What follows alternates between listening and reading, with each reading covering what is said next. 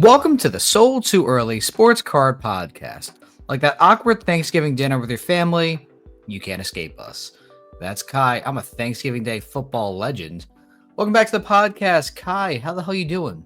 Doing good. Speaking of that, I think the games this year, I could be wrong, but they're pretty tragic, right? So, the Thanksgiving Day games that I'm prepared with is Giants Cowboys, Lions Packers. I think isn't it Dolphins Packers? I'm checking the games real quick. I would love it to be Lions Packers. It is. So I was wrong. It is 12:30 Eastern. Is Bears Lions? That's actually going to be a pretty fun terrible, game. I guess. I think that'd be fun. Caleb's actually shown some decent skill the last couple of games. So if we were at Code Red with him, we're at like Code Yellow. It's not the worst thing. But Lions will be fun. The afternoon game, 4:30 Eastern, is Giants Cowboys. That's gonna be a dumpster fire. No one is shocked by that. And then the nightcap is Dolphins Packers, which, you know what, actually going to be a pretty decent game, I think, all things considered. Tua looked good for someone with half a brain. Tua is one hit away from eating through a straw. But until that one hit, he looks good. I mean, you can say that for any NFL player. They're one hit away from literally being done. But Tua is actually the definition where I'm actually a little surprised he truly is playing in the NFL. And you know what? He's actually looked pretty good. Are the Dolphins 500? What are they? They're close if they're not. I mean, they were really bad without him. So they're second in the AFC East. I did not know that. They're 5-6. Yeah, they're not that's not Bills, though. No, they're not saying that. Not saying that. They've won 3 in a row, though. I actually didn't get a chance to watch football. This is yesterday because we're recording on a Monday just due to Thanksgiving. So I've not had a chance to watch any of the games this past week. I was busy with stuff for the house. I flew back in from Chicago also on Saturday night. I was just beat. Spent yesterday kind of doing things, and then frankly just missed football, which is a shame, but one of the things that has to happen. Had I known it would have been like that, I would have probably organized my day a little bit better. But any notes or highlights from week 12 that I probably should have known, or just you missed the electric Tommy DeVito performance? I fucking hate the Giants so much. I'm trying to think of anything like notable. I mean, obviously Saquon. I don't know if you watched that game, but that I saw. He broke my heart. I mean, the Cowboys Commanders game was insane. Insanely stupid, but insane. The last 5 minutes I heard were like nuclear, just like touchdowns. They scored like 40 points, I think, in like 4 minutes or something. That's so funny. Bo Nix is still my favorite quarterback besides Michael Penix in the draft. Fair. He looks great. Yeah, I'm not able to have a strong opinion today. Only that Bryce Young at his best is Daniel Jones because of what I posted on Instagram. I don't know. I think he's going to be something special. See, the problem with that is, though, I think Daniel Jones is still going to be good. But that's so for anyone who is not paying attention, I'll put this on Instagram, or I'll put it on the screen now, actually. I took Bryce Young's last 4 games and compared it with Daniel Jones's first 4 games of 2024. As of right now, because I don't want to be dishonest, I believe it's like a 50-50 split on who you'd rather have blindly, because that's the entire point. So as of right now, it literally is a 50-50 split, 44 votes each, or 22 votes each, 44 total. That Bryce Young at his best is a cut Daniel Jones. Go figure. Yeah, I just don't believe in him at all. And I'm wholly, if I'm wrong, it is what it is, but I just don't think Bryce Young is that good. Fair enough, yeah. I mean, see, I don't know. It's a really tough one because I don't think any of the quarterbacks coming in this next year are better than Daniel Jones.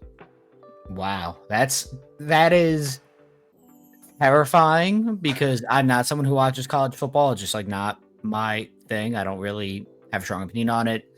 I hope that's not true. I know Shedeur got absolutely lit up on a play that there was no flag called on. That was something, yeah. And then he pushed the ref, so like he kind of has like a Future really giant. Dude, honestly, would not shock me. Him and Malik Neighbors are gonna cause scenes.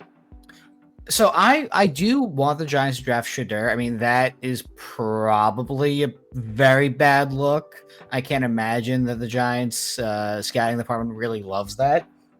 But then again, they've not done much anyway. So maybe you need a person who's kind of like a little bit of a dirtbag fighting refs in New York. I don't know. I really think you guys should get like a bridge guy this year and draft the next year. I don't think it's worth, like, you should take the best player available this year, I feel like. I really don't know what's going to happen. The issue is the Giants since 2012, when they won their last Super Bowl, have basically been the worst team in the NFL, like win percentage wise, maybe outside of like the Jets and like the Browns. It's actually pathetic. I'm happy I've seen 2 Super Bowl wins in my lifetime because I probably won't happen again, but like they have been a dumpster fire ever since. I mean, Eli was cooked. Then they drafted Daniel Jones. Then they paid Daniel Jones. Like I've mentioned on this podcast, that playoff win cost the Giants 5 years. And, you know, obviously Saquon Barkley and probably other talent as well. I don't know what's going to happen with them. Even just from like a card perspective, like I don't think, no matter who they draft, because they're probably going to draft a QB. You can argue they shouldn't, but they're probably going to. I wouldn't buy his cards. I don't think he's going to be put in a place to succeed. I think the defense is okay. I think the Giants were obviously held back by quarterback play as well. Tyrone Tracy is pretty decent. I think you could kind of build around him as a running back. And obviously, I overpaid for him in my dynasty league. You overpaid for him? Yeah. But I mean, that's still a starting running back who's actually shown like some. I think he's going to be good. They like, okay, that's actually something I'll mention. They like benched him after he fumbled. Yeah, that happens. And then they put him back in with like a minute left, and he caught like 5 passes. Yeah, I saw the Singletary got the touchdown, but there's a lot more issues with the Giants. That like a trade back theoretically would make sense. It's not going to happen though. Yeah, no one's gonna. I don't think anyone's gonna be trading up for whatever quarterback. I mean, there's a world where the Giants still finish number 1 overall. Are you guys at 3 wins? I'm checking Tankathon as we speak. This is a weekly thing, by the way. We check this. So Giants are technically number 2 right now. So the Jags are 2-9. I'm not sure why they're number 1. I guess like point difference or it's. I think it's strength of schedule. Is that how it's based on? Yeah, whoever has the easier schedule is gonna have the higher picks. They faced worse teams. Got it. So Jags are number 1, Giants are 2, Raiders are 3, which is crazy. So in a world where this is what the draft order is, Jags probably do take Travis Hunter, and Giants probably take Shadur or like Cam Ward or whoever they have a higher grade on. Yeah, that's a tough one. Yeah, I mean, listen, I don't trust the Giants front office. I frankly would fire the GM and Brian Daboll, but I like Daboll, but he kind of is in this tough spot. You either fire him this year, like at the end of the year, or you fire him halfway through next year. It's going to happen regardless. There's no way he can save his job at this point in time. Yeah. I don't think he's a bad coach, though. I don't think he's bad. He will go back and be like an OC for someone, and like he'll like rebuild his value, and then in 3 or 5 years he'll like fill in for an interim role when another coach gets fired, and like he'll be good again. Like it just kind of like the NFL coaching tree is very like repeatable. You just see people get more chances and chances. They turn themselves over. You know, if he goes and is an OC next year on a team that has a bad offense right now, he goes to. He's got a pretty poor offense. Let's say he goes to Chicago, hypothetically. He's the OC for Chicago next year, and Caleb goes and throws for 4,500 yards and 30 touchdowns. He looks amazing. They like unlock his talent. He would be like the next head coaching pick because he's the sexy OC who made this guy look so good. Like that's why Ben Johnson, I believe, is the offensive coordinator on the Lions. Like he's gonna get a head coaching job somewhere. I was gonna say I think you guys should probably go after him, or I like even Mike Vrabel. Yeah, I mean, Mike Vrabel should never have been fired, by the way. Yeah, that was ridiculous, but yeah. I know. But yeah, I actually do somehow know football. Like, go figure. It's gonna be bad regardless for the Giants, though, for at least another 40 years. So I got some time. Just enough time for Malik Neighbors to go to a new team. I said 40, not 4. Oh, I think you said 4. No. Giants, well, much more than 4, dude. It's been pretty tragic. Um, I used to cover the Giants when I was in college. It was for 24/7 Sports. It was an That's internship. funny. I know. I wrote up like scouting reports on like Christian McCaffrey, Obi Flawu, who was a safety who went to the Raiders. A couple other players. I don't remember all of them. I wrote like 20 or 30 articles, and most of them ended up being pretty on par. And we did a podcast. And I remember us talking about like, hey, you gotta give like Davis Webb a chance. Like, go give this man a chance. Like Eli's cooked. Go draft like CJ Beathard. Like, come on, like do something, please. So I've been begging for almost a decade for the Giants to please. Funny anecdote about that Yeah. is I opened a. This is like not related to that at all, kind of, but I opened a 2017 NT box when it came out. So Mahomes' year. Okay. And I hit a true NT RPA, and it was Davis Webb. Oh my God. I still have the box in my closet. I'm pretty sure Davis Webb is actually like on a coaching staff somewhere. I wouldn't be. I think he's a quarterback coach somewhere. Usually those guys are pretty good. He is a quarterback's coach for the Broncos. Hey, there you go. All right. Like usually those guys are pretty good. Like JT O'Sullivan, who's like a very random backup like a decade or so ago, makes a lot of good content on YouTube. Like he's one of those guys I watch a good amount of just to like understand more of like the actual X's and O's of football, because like as a fan, like I don't know the difference between like cover 2, cover 3, or whatever else other than my knowledge from Madden. But like this guy who did reach the pinnacle of his sport, you know, he wasn't the best at it, still is a better quarterback than 99.999% of people. So I respect what he has to say about it.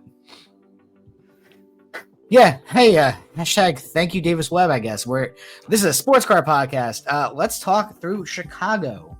The Spectacular was this past weekend, and it was really good. Like, this is one of those shows that I wish I could do more of. The issue with it, which is not an issue, it's just the reality of the situation. They run it twice a year. They run it the week before Thanksgiving generally, and then like St. Patrick's Day weekend roughly every single year. And it's been a show that's gone on for quite a long time. Like I'm talking like 20 years, give or take. The issue, unfortunately, is Dallas continues to try and take over the sports card world. And their March show for the second year in a row coincides with the Chicago Spectacular, which is super sad. So I will be going to Dallas instead. Yeah. I mean, I've always heard, I've never been to the Chicago show outside the National, but I've always heard it's like a good show. It's one of the older ones, I think you said.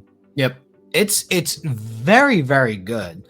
Like, Chicago is the easiest major venue for me to get to from New Jersey.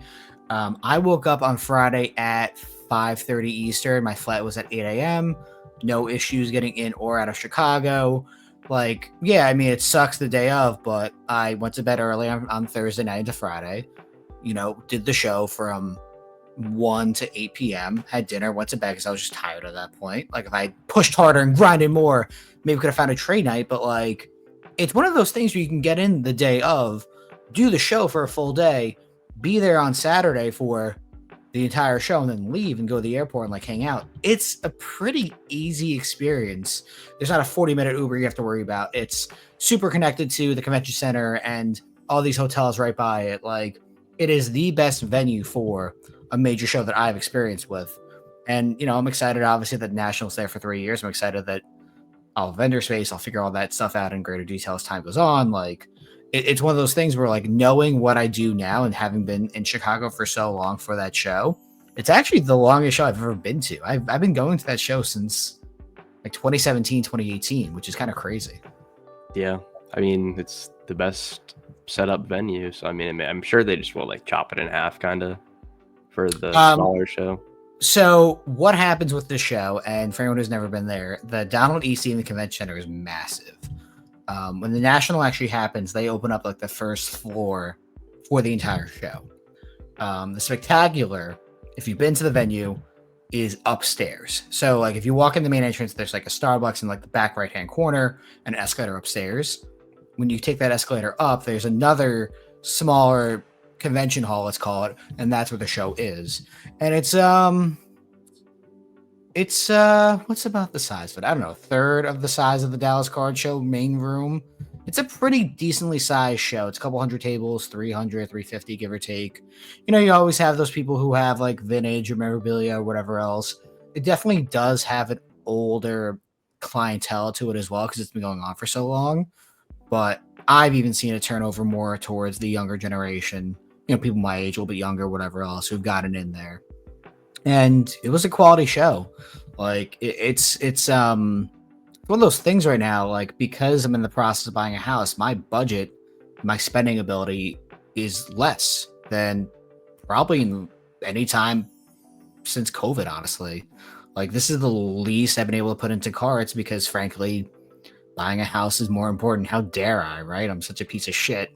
But even then, with that limited budget and like knowing what I had to do for my expenses to make this profitable, it still was like that's the crazy thing about it all. Is like if you do this properly, you can turn over inventory quickly. You can buy the right stuff. You can flip it back in like the showcase. You can just make the right moves. And you know, if you, I don't know who I'd recommend the show for because next time it happens is against Dallas.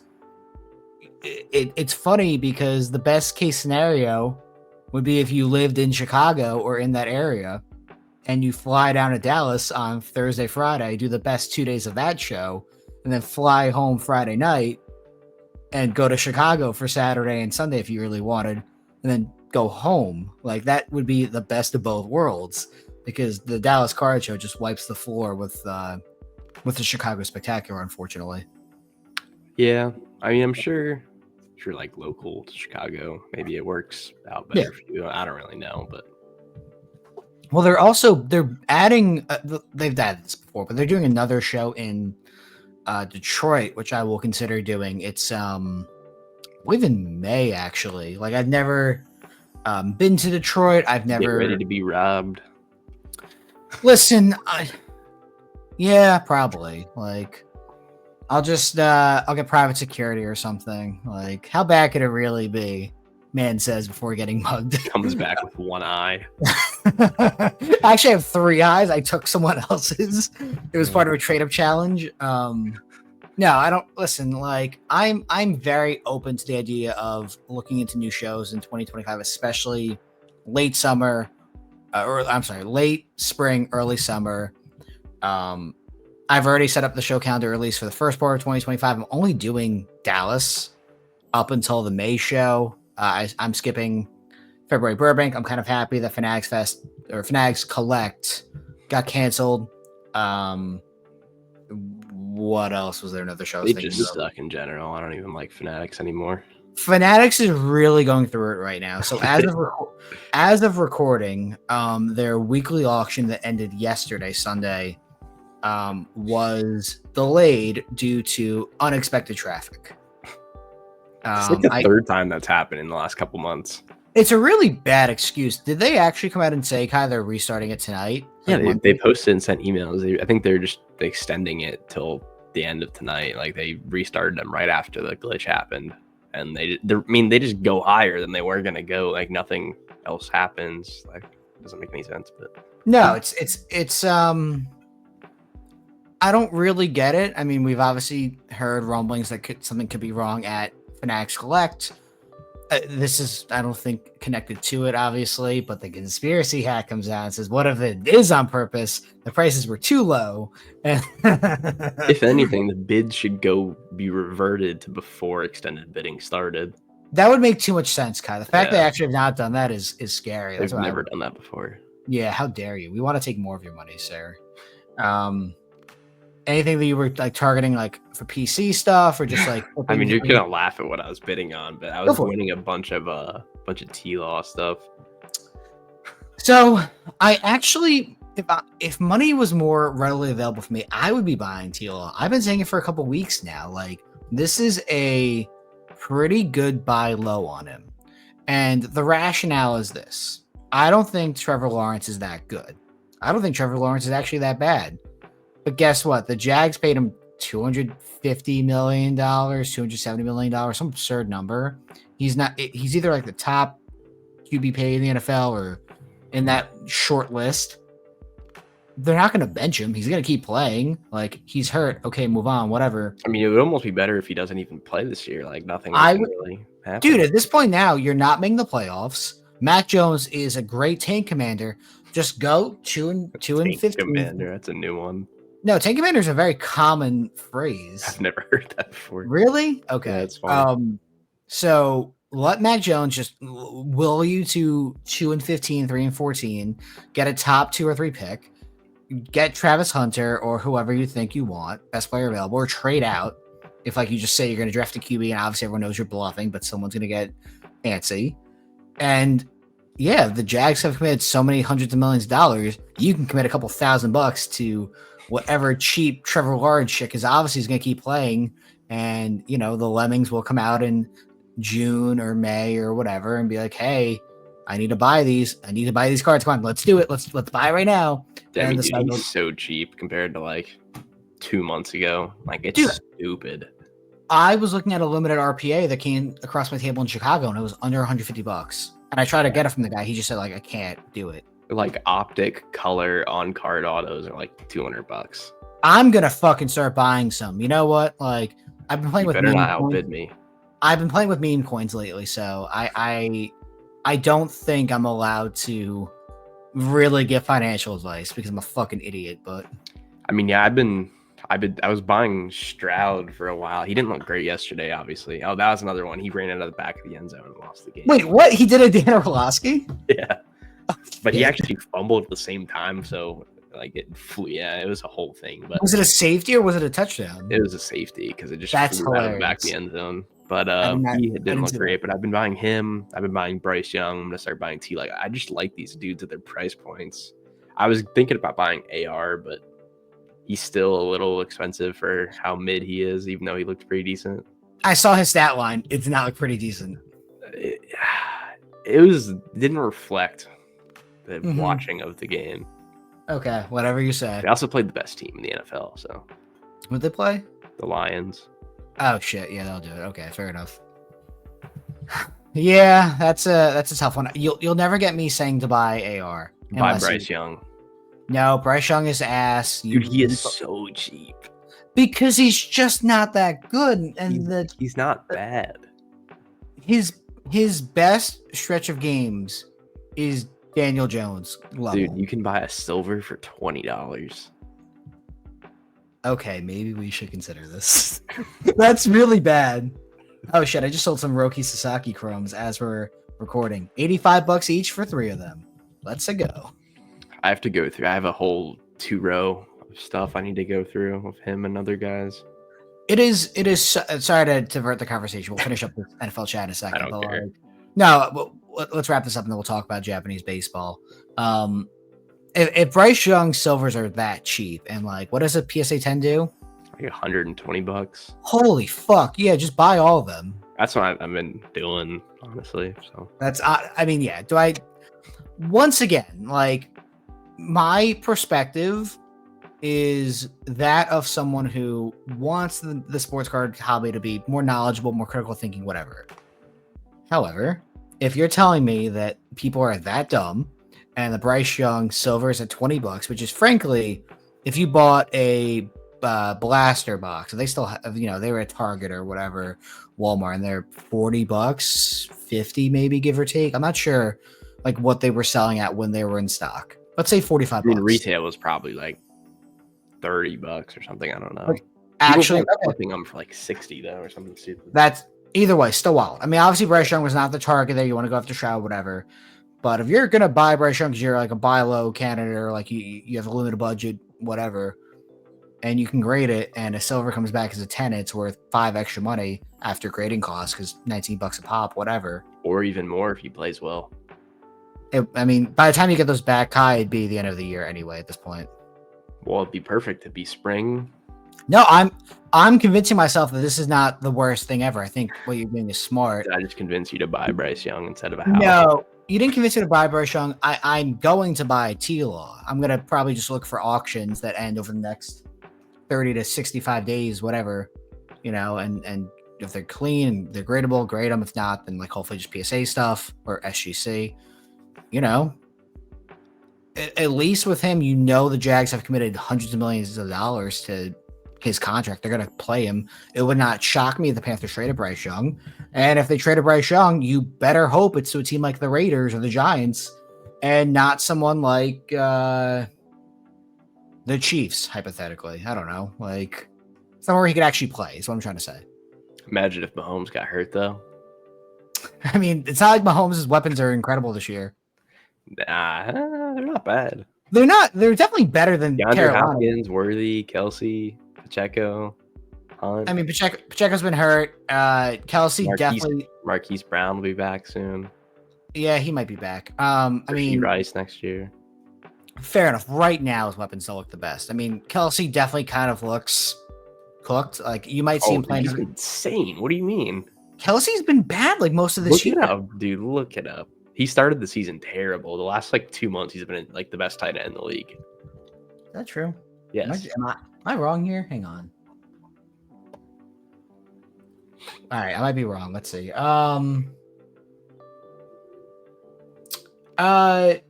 would say that I'm probably wrong, but I'm not as wrong as you're making it sound. He's had 2 bad games in the last 3 months, 2 months. So to be fair, I did not watch last week. I did not watch this week's of games. I saw 4 receptions. I saw 4 targets, 2 receptions, 8 yards. I didn't know he actually did pretty decent yesterday, to be fair. So that's on me. But yeah, ass, pretty bad, good, ass, great, because touchdown. I mean, yeah, he's. I would say that's below his level of performance, though. Oh yeah, I mean he's 38, he's 35. So okay, so fine. Is cooked the wrong word? He's been playing like a 35-year-old tight end. Rare. Okay, that's fair. I will say that I am pretty wrong here, but not as wrong as you're making me sound, and it would not shock me. He was cooked for like a month. That's fair. Fine. It would not shock me then if Kelsey is probably done after either this year or whenever his contract is over. Let's see. He is on a. Oh, it does not even have it on here. Oh, what is Kelsey's contract? Hang on. He has 1 more year, if I had to guess. I'll tell you right now. Kelsey's contract goes until. He's got 1 more year. Yeah, he's got 1 more year. So he will probably retire after next year. That makes sense to me. Okay. Fair enough. Yeah, once again, I just did not watch any basketball. I'm wearing a Nets shirt, although I'm like, that's making me sad. Basketball's been so boring to me. I don't know. Well, speaking of, and I guess let's talk about product, and then we'll talk about Japanese baseball because that leads into a conversation about product. This was posted on X by Paul Lesko, which is nice. He was posting a couple other things about lawsuits and stuff, which we'll get into possibly.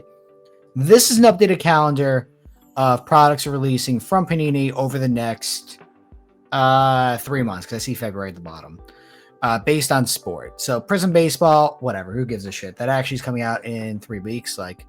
Prism's cool for baseball, but it's non-licensed, so I don't see anyone really getting super hyped about that. 1-on-1 basketball coming out in a couple weeks is going to be fun. NT basketball will be interesting because Wemby obviously does not have RPAs. I will be curious to see what the 1st to 99 Victor base does on eBay. From 1-on-1 or NT? NT. Yeah, I mean, his stuff is so weird because the products he is in, it feels like he's so overprinted. Yep. So it's kind of just killing anything that does come out of him. I mean, NT's kind of different, I guess. But, yeah. And I'm realizing this now as I'm looking at this. This doesn't even give a release date for Flawless. Yeah. I mean, Flawless Football just came out a week ago. Yeah. There's no release date here for Flawless Basketball. And generally, that's the end of the release cycle for that year. So how much is Panini going to try and milk Victor's hype? I mean, because I would assume it has to come out in February, right? But February is listed here. That's they don't have any basketball, though, so I'm not sure. It's really kind of interesting. I mean, you have the first product for this year's prospects in hoops, January 17th. Whatever, who gives a shit? No one really seems to care as much, especially compared to Victor. Macula Basketball, January 22nd. Contenders Optic, January 3rd. I missed that one. Football is interesting. The main one that we were talking about before the podcast that really frankly matters only here is Prism Football coming out during the season this Wednesday, December 18th. That'll be fun. The rest of these, like Mosaic is okay, whatever. Certified sucks. Black Football is whatever. Like I don't even know what Black. Oh, I remember what it looks like now. Thinking about it out loud. Mosaic No Huddle is weird. That's coming out so quickly after normal and Mosaic, and right before, or right after. Oh, same day actually as Prism Football. Wow, Jesus. Absolute's only good for kabooms. Who cares about Dunross? Who cares about the first year they're doing photogenic football? I don't recall. Because I actually like photogenic basketball. Photogenic is great. It just doesn't sell. So if they have like on-card autos and like actual like action shots, my opinion will change greatly. But I imagine it being all sticker autos and like bad like poses and stuff. I just imagine it looking like shit for the autos. So TBD there, but probably negative. Illusion sucks. Rookie and Stars sucks. Zenith Football sucks. And then Dunner's factory sets, whatever. Who cares? Immaculate Soccer will be neat. Dunrush Soccer will be whatever. Like, it is what it is. And then I have no opinion on WWE, Collegiate, or Racing. I know, I think Bowman U comes out this week. That's always good. I'm shocked that Bowman U's not even listed here then. For football. Probably because it's already coming out, right? Well, Mosaic comes out Wednesday, so I don't know. That's true. I don't know. Weird. Whatever. Not a big deal. Yeah, don't really love a ton of this product coming out. Like the first podcast we ever did, you could ignore most of the products coming out and do pretty well. And guess what, Kai? 2 years later, what are the ones I talked about that I'm excited about? NT basketball, maybe 1-1. Prism football. Yeah. That's it. Contenders Optic basketball is going to be weird because no autos. There's like 5 guys who have autographs. It's an afterthought. Like, oh man, I pulled a non-autographed Victor Wembanyama. Woo! What are those even selling for right now? Because that whole product's like centered around the autos. It's like an 8-card pack.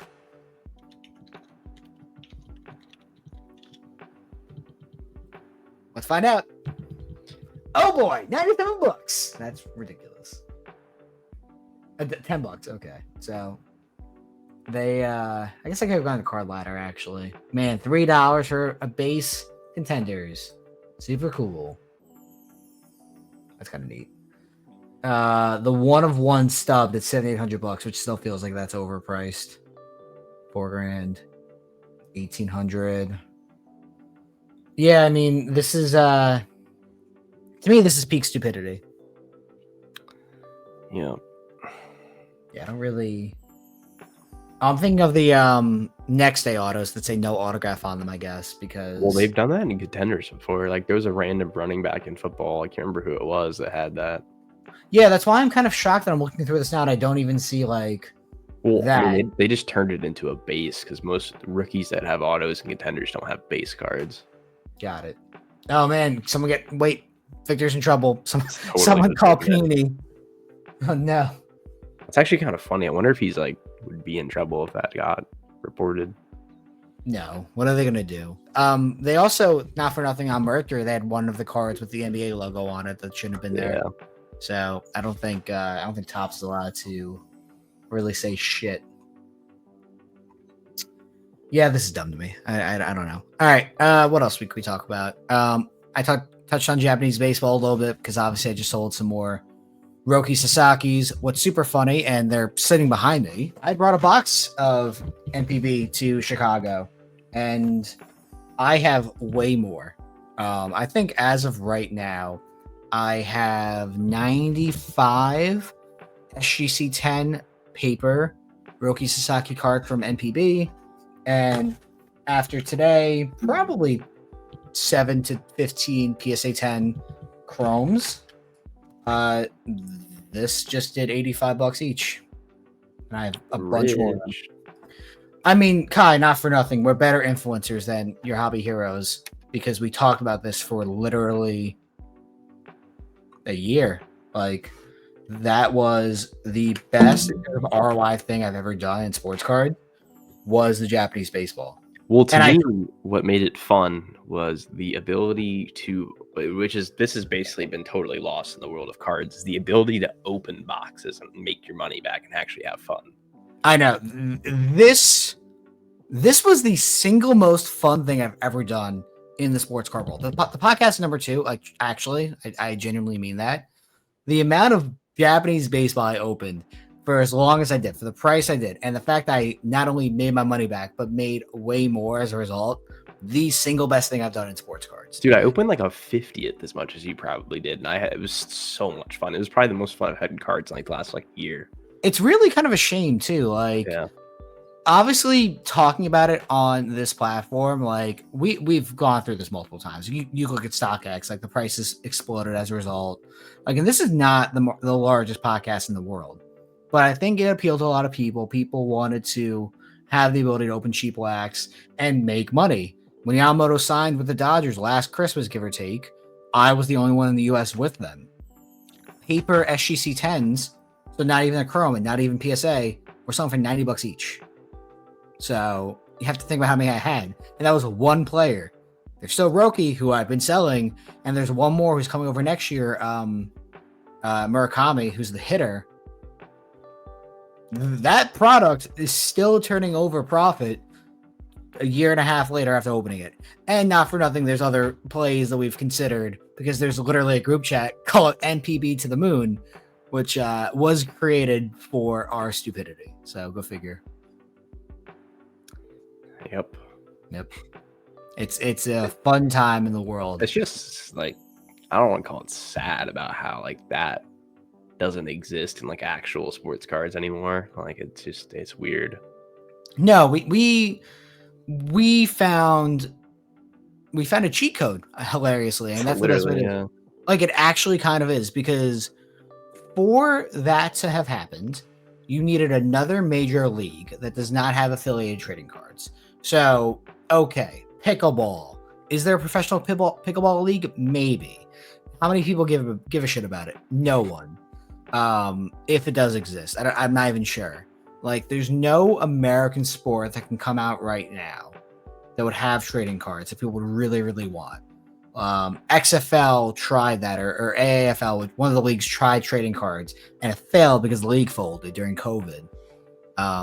It would be like, because Japanese baseball is like the main sport in Japan. Like, they love baseball in Japan.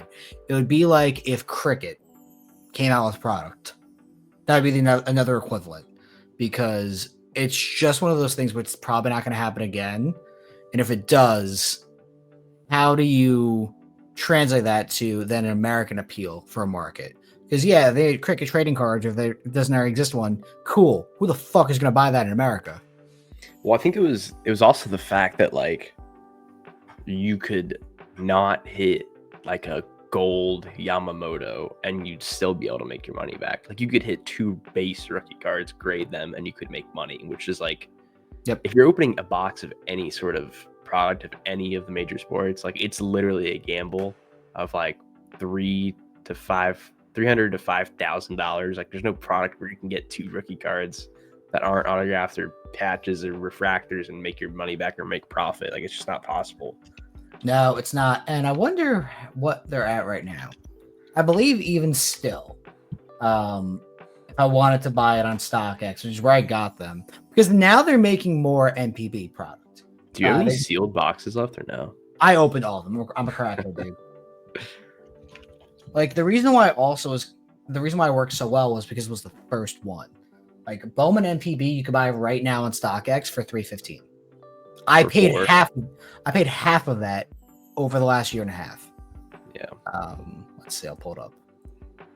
Because the last sale literally was $314. So someone is going Roki hunting or Yamamoto hunting.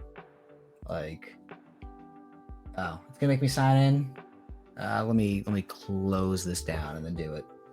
That's dumb. 1 second. I didn't even know they're over $300. That's crazy. Like then if you literally bought this because we were talking about it on a podcast a year and a half ago, you doubled your money. That is the dumbest thing ever. I'm the greatest influencer ever. Like you can literally almost see when I stopped buying them at 12.18, give or take. And I go through my orders if I needed to. Like it's doubled.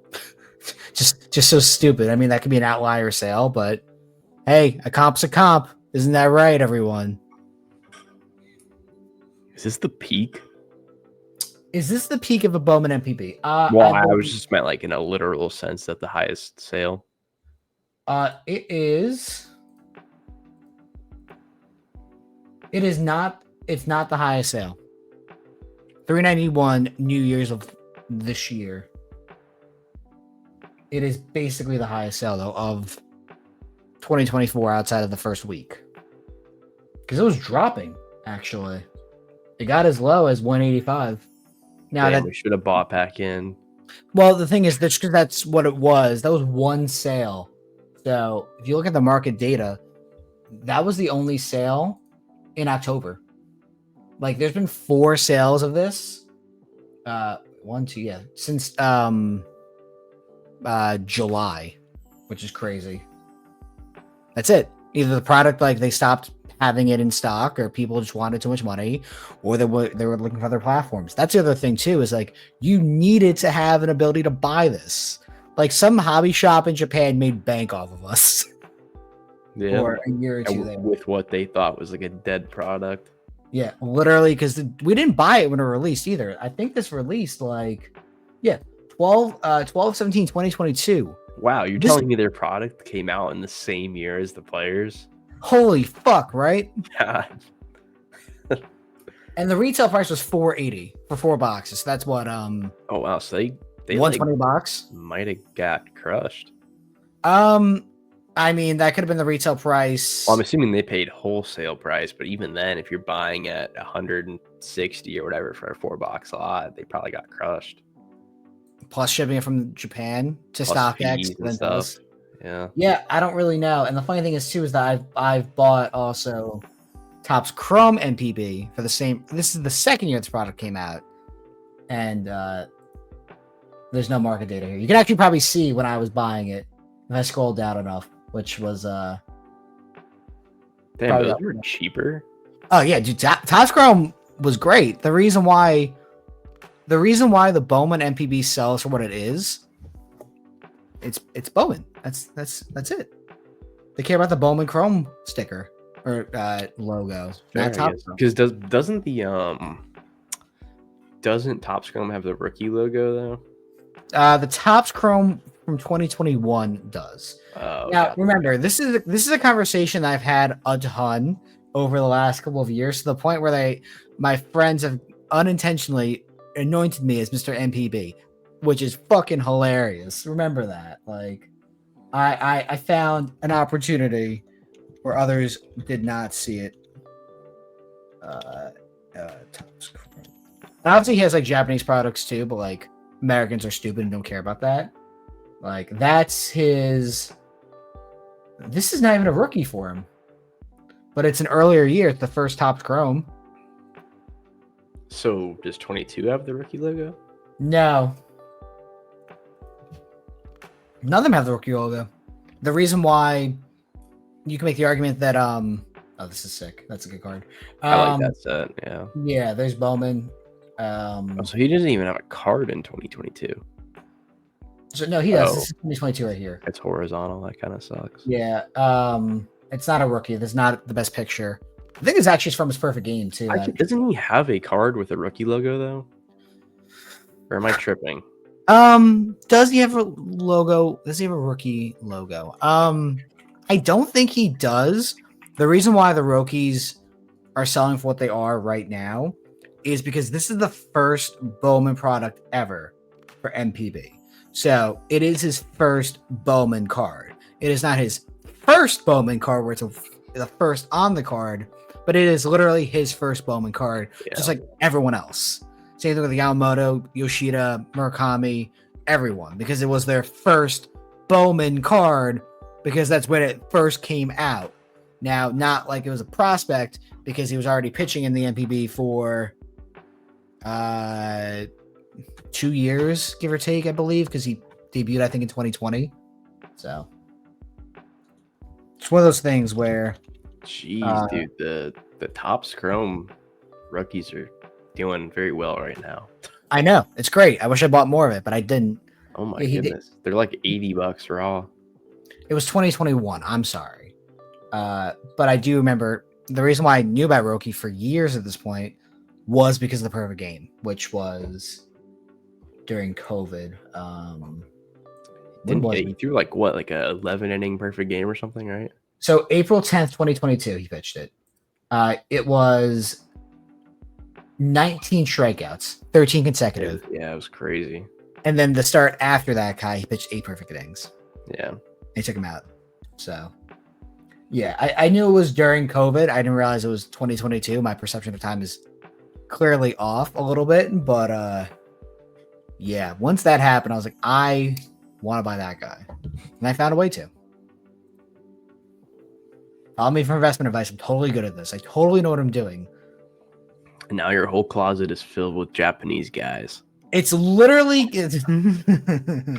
it's getting emptier. So we're making progress on it being less full of Japanese dudes. Just some progress, not all of it.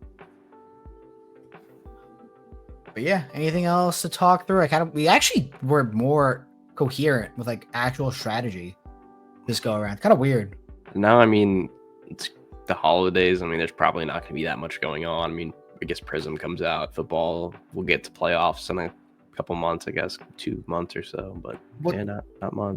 What's funny is there's actually a show in Cherry Hill, New Jersey this weekend coming up, like after Thanksgiving, which is crazy. Are you gonna do it? No. What's funny is Zion texted me though and asked me if I wanted to go. I said no. It's Oh, he knows about that show. I had no fucking That's idea. funny. Like, I love Zion. Zion's great. Like, he is so unapologetically himself, and the fact he's flying up to New Jersey probably either on Thanksgiving Day or like I guess probably Friday morning, more likely, is That's hilarious. crazy. So good for him, dude. I respect it, but no, there's no shot I'm doing that. So. All right, guys, thank you for watching and listening. Next week, I'm sure we'll only talk about KBO prospects to watch out for or something. KBO being the Korean Baseball League, and you won't believe what products are coming out for that. It's none of them.